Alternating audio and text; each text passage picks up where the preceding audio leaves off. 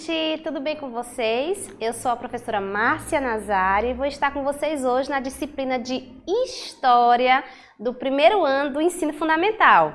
Vem comigo!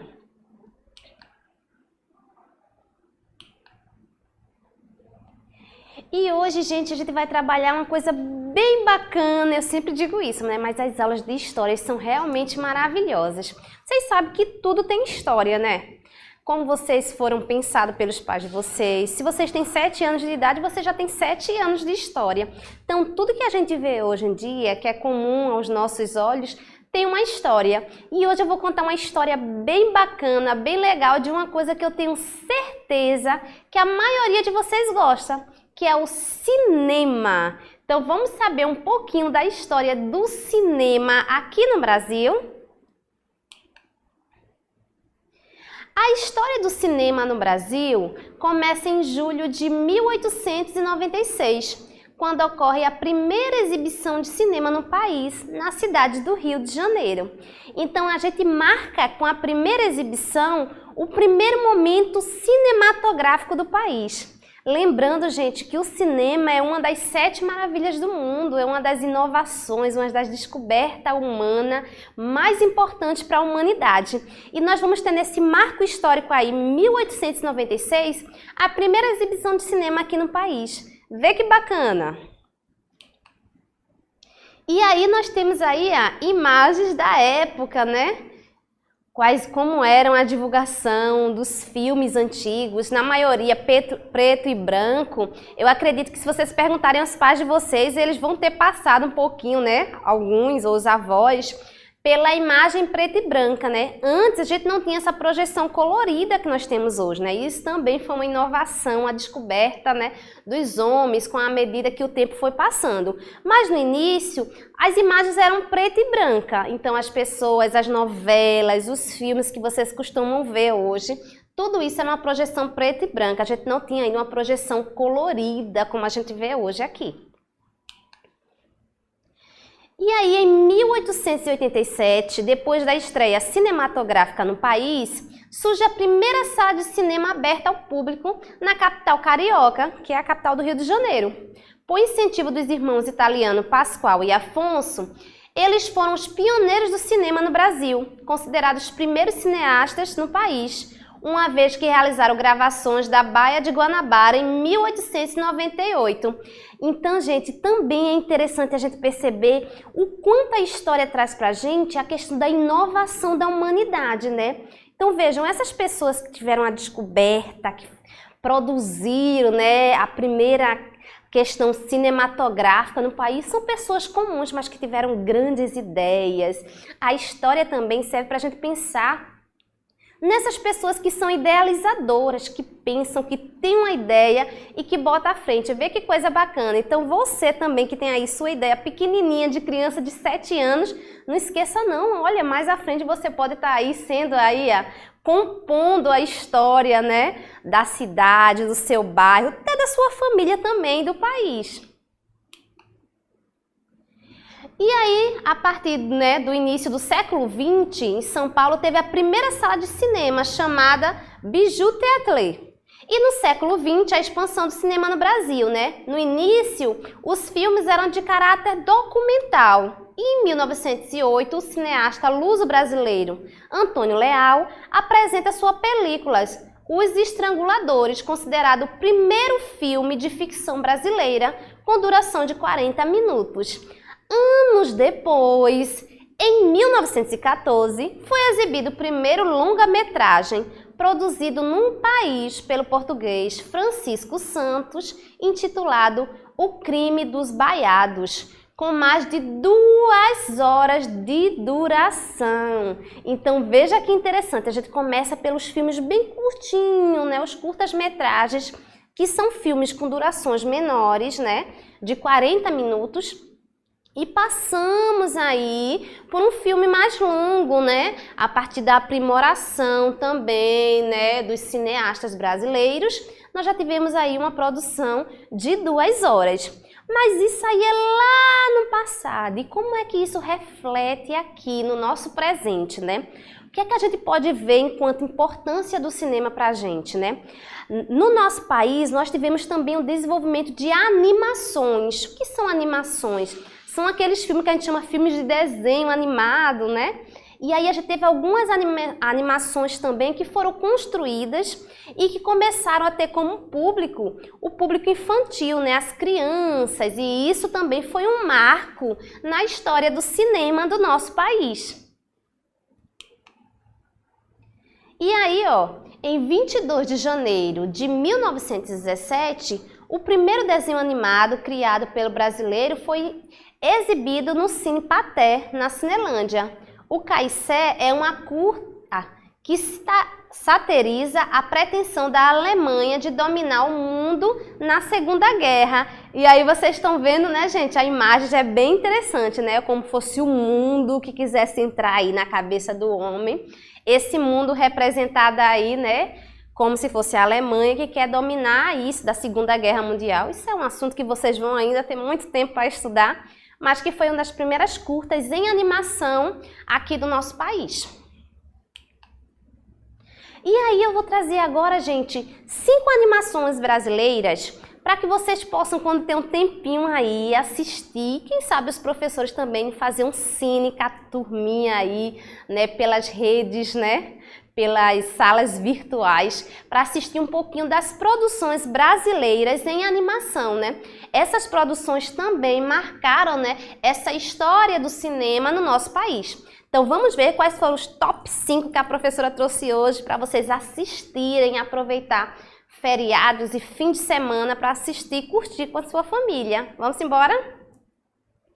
O primeiro foi Bichos, lançados em 2007, dirigido por Paulo Munhoz e produzido pelo estúdio Tecnoquena. O longa veio com a proposta de representar a identidade nacional numa trama onde os 3 protagonistas deixam a Vila dos Bichos e se deparam com um mundo totalmente diferente daqueles que eles conheciam. Então, Bichos também, gente, olha, uma produção aí de 2007, é um filme bem bacana, uma animação brasileira que vai falar sobre essa mudança de contexto, mudança de sociedade, né? E é bem legal para vocês assistirem aí com a família de vocês. Outra animação bem bacana, gente, essa foi premiada, ó, recebeu prêmios por todo o Brasil e até fora dele, O Menino e o Mundo. O Menino e o Mundo levou o Brasil longe na época de seu lançamento.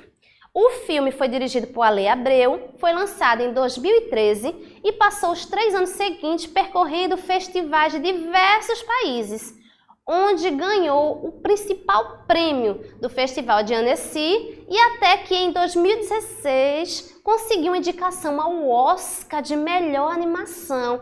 Minha gente, o Oscar, para vocês que não sabem, é a maior premiação do cinema, né, do mundo todo. E aí, O Menino e o Mundo, uma produção brasileira, foi indicada ao Oscar e já ganhou também vários prêmios no Brasil e fora dele. Então, vale a pena parar um pouquinho e assistir essa animação que é maravilhosa, hein? Ritos de Passagem. Busca explorar 2 figuras que formam o imaginário do sertão nordestino, o santo e o justiceiro. Em seus 98 minutos de duração, o filme conta a história desses 2 personagens que, após a morte, são conduzidos a refletir sobre os atos e escolhas que tomaram durante seus tempos na Terra.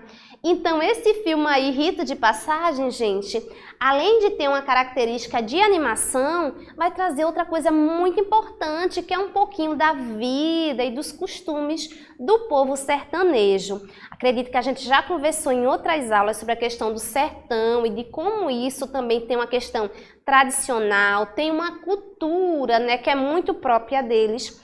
E antigamente, gente, a gente tinha muito essa questão, né, religiosa, né, e ainda hoje tem, mas também tinha as pessoas do sertão que viajavam lá para outros lugares do país para arrumar trabalho.